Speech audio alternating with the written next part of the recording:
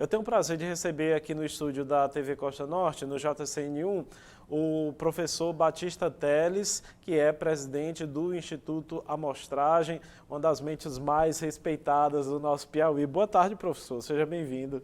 Boa tarde. Obrigado aí pelo elogio. A gente vai fazer aqui uma análise, um panorama, né, do cenário político. Professor Batista, aqui no cenário político de Parnaíba, né, passou aí por grandes transformações agora ao longo dessa última campanha. Grandes grupos fizeram grandes alianças aí na tentativa de captar esse eleitorado. A que fatores o senhor atribuiu esse resultado final que elegeu o Francisco Emanuel como prefeito de Parnaíba? Que elementos específicos, né, da campanha influenciaram para chegarmos a esse desfecho atual? Bom, tradicionalmente, historicamente, Parnaíba sempre foi uma cidade, vamos dizer assim, independente. Isso não vem de hoje. Mas eu acho que o fator primordial foi a avaliação da gestão atual, que fez com que o eleitor parnaibano não quisesse arriscar em uma novidade. Então, ele apostou na continuidade da gestão Mão Santa, que termina com um índice de aprovação bastante significativo.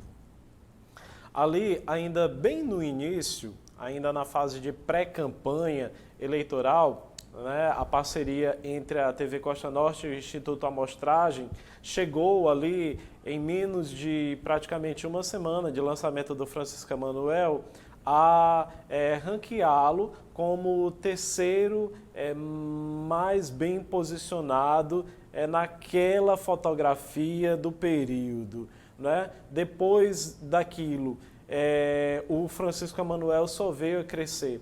O senhor acha que foi realmente assim uma aposta acertada, que essa primeira pesquisa ela já deu o tom do que realmente seria durante a fase da campanha propriamente dita? Sim, nessas pesquisas que você se refere, a gente já percebia que ele tinha uma atração, né, muito forte em função da gestão e que só daí em diante só melhorou, né?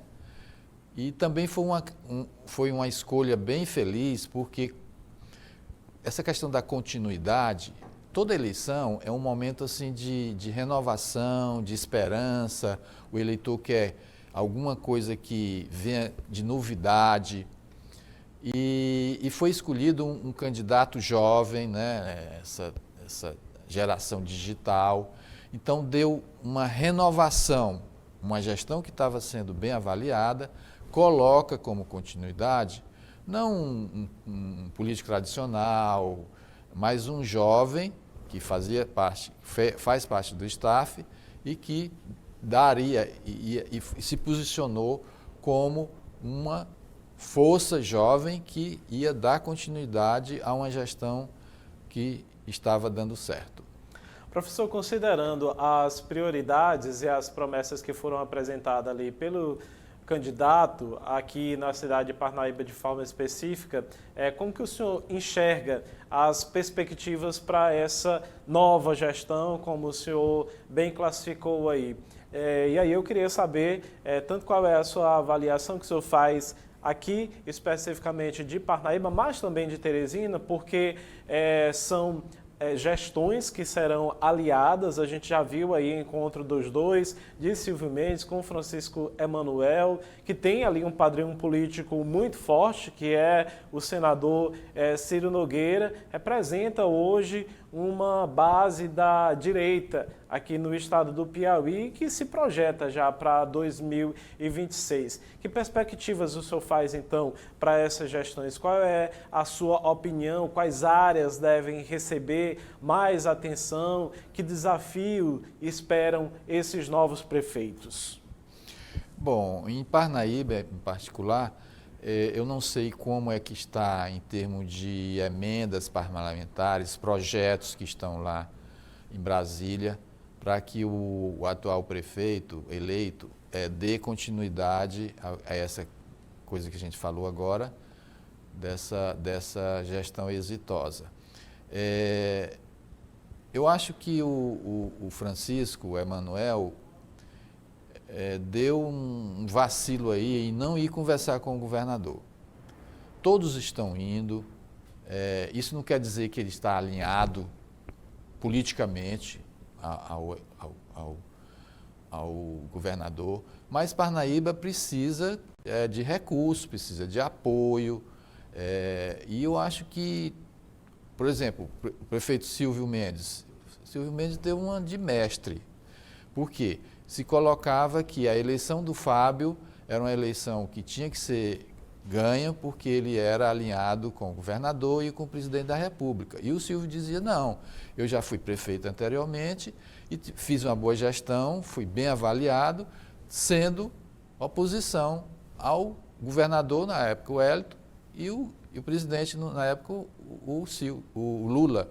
E ele conversou com o governador em Teresina, foi a Brasília, conversou com o presidente da República e concretizou aquele discurso da campanha. Então, ele foi muito bem politicamente. Então, Parnaíba, eu acho que devia também vir buscar esse diálogo administrativo, né, para ter apoio. Bom, Parnaíba e Teresina, no cômputo do estado do Piauí, que aí vem as eleições municipais, os movimentos. A gente viu que o governo do estado do Piauí, em particular o PT, não foi bem, não fez grandes prefeituras, com exceção de Picos, e Piripiri, mas no geral, proporcionalmente em termos de país, ele fez muitas prefeituras, pequenas, mas fez, mas Parnaíba e Teresina, que representa 1/4 do eleitorado do Piauí, 25%, portanto são 2 colégios eleitorais primordiais para uma disputa estadual, ele perdeu, né? E perdeu feio, vamos dizer às claras isso. Então, precisa dessa nova realidade no desenho que vem para 2026. Agora, professor, diante desse seu comentário, como que fica aí o equilíbrio das forças políticas no Piauí após essas eleições municipais? Isso não se tratando só do governador Rafael, mas também das outras que são oposição ao governo do estado agora na atualidade. Quais os partidos, quais os grupos se consolidaram, a seu ver, quais perderam força, né, nesse cenário estadual? Olha, como acontece sempre, as eleições municipais, ele sinaliza, né, faz uma divisão projetando para a campanha para governador. Antes da campanha, o grupo do governador, do PT, estava assim, se achando muito fortalecido, que fizeram uma campanha muito boa, muito exitosa em termos eleitoral e de proporcionalidade de votos em 2020.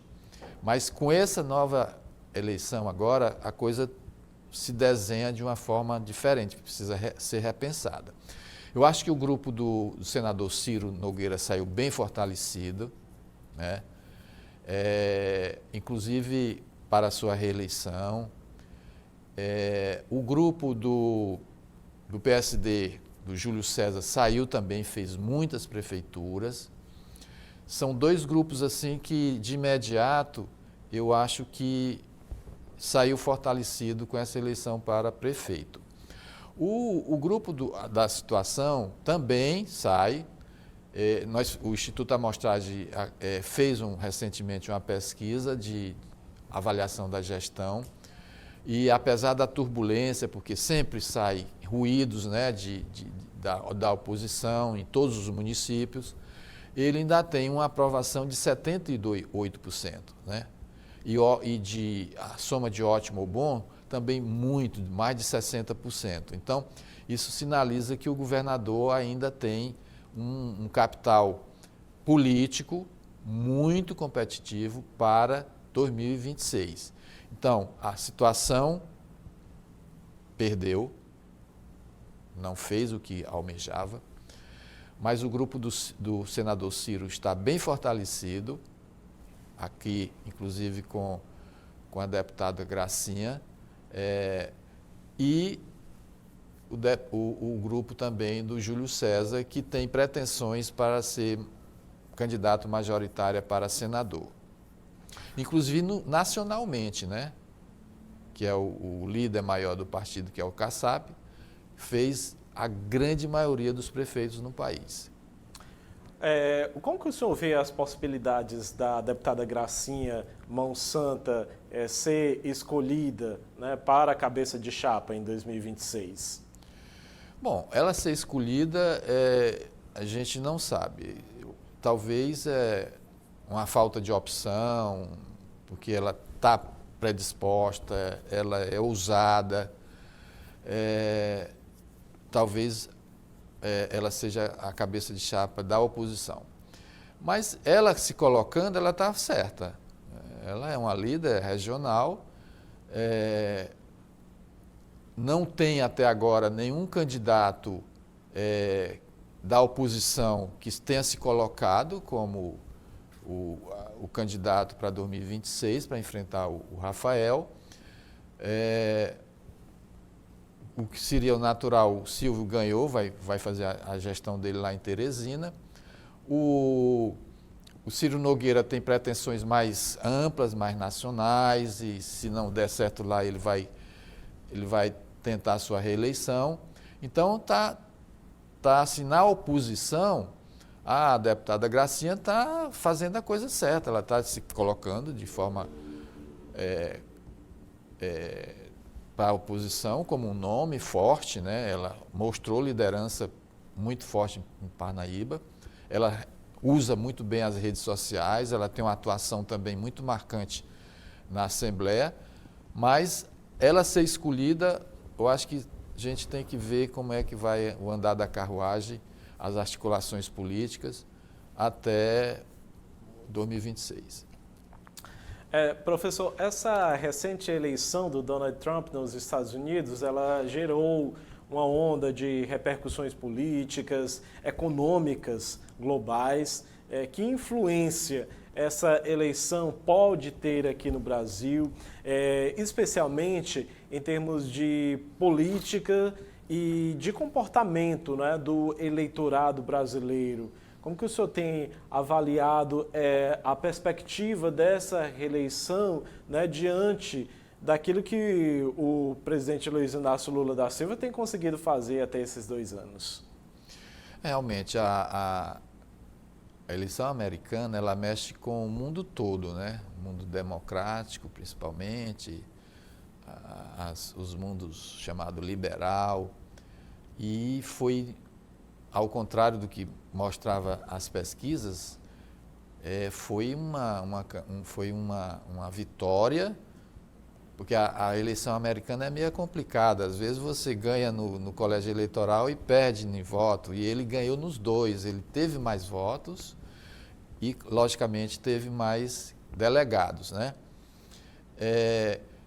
E essa vitória, trazendo aqui para a nossa realidade brasileira, ela deu assim um alento à direita brasileira, principalmente essa direita mais extrema, que tem como o ícone o ex-presidente Bolsonaro. Ele deu um alento assim muito forte de que eles estão cada vez mais firmes nesse discurso, né, assumidamente de direita, e que isso dá um fôlego, né, e consolida mais essa divisão que está tendo na política brasileira em particular, porque isso acontece de uma forma global.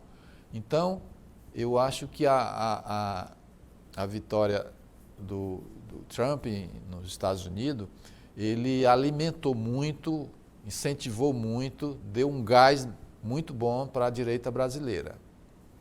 Professor, observamos, né, que os institutos de pesquisa no Brasil e até mesmo no exterior, a exemplo agora dessa eleição americana, estão sendo aí cada vez mais questionados, principalmente por não acertarem as projeções, né, e apresentarem margens de erro que não correspondem aos resultados finais.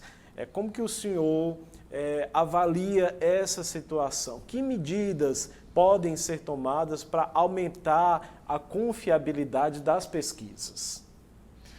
Eu, como um diretor de instituto, ninguém mais fica mais preocupado sobre essa questão do que a gente que faz pesquisas.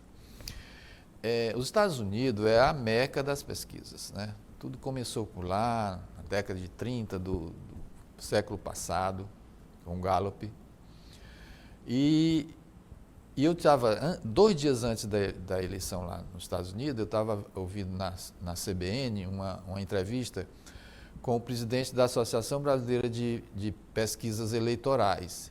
E ele dizia, na ocasião, de que o Brasil todo, todos os pesquisadores estavam atentos na eleição americana, porque todos os institutos estavam buscando novas metodologias, porque esse histórico de erro nos Estados Unidos vem de várias né, eleições. E estava todo mundo com as novas tecnologias, as redes sociais, internet, tudo está influenciando para que a gente busque novas tecnologias para ver se aquele resultado último se ajuste melhor ao resultado da eleição. Porque, como sempre, que a gente vem sempre enfatizando isso, a pesquisa ela não faz prognóstico, ela não diz que aquele resultado vai dar no dia da eleição, mas com a proximidade, com as pesquisas mais próximas do pleito, a probabilidade daquele resultado dar é maior, mas isso não vem acontecendo. Então, eu acho que o problema está mais no eleitor, como acessar esse eleitor, sabe? Como capta, e na América fica pior ainda, porque o voto lá não é obrigatório, certo?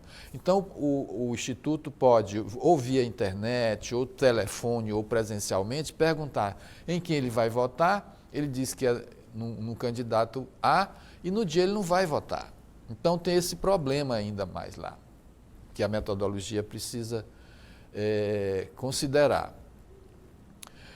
Então, o desafio é a gente chegar no eleitor, ele se predispor a responder uma pesquisa e que aquela intenção seja concretizada no dia da eleição, né? No caso aqui do Piauí, nós tivemos também sérios problemas, em Teresina em particular.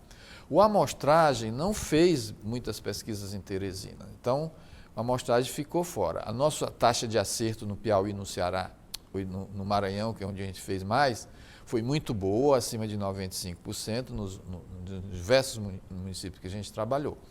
Mas o desafio hoje é de você ter metodologias que seja capaz de assegurar esse novo comportamento. O problema de segurança, por exemplo, como a gente faz pesquisa ainda presencial, a gente acessar a um domicílio está cada vez mais difícil, né?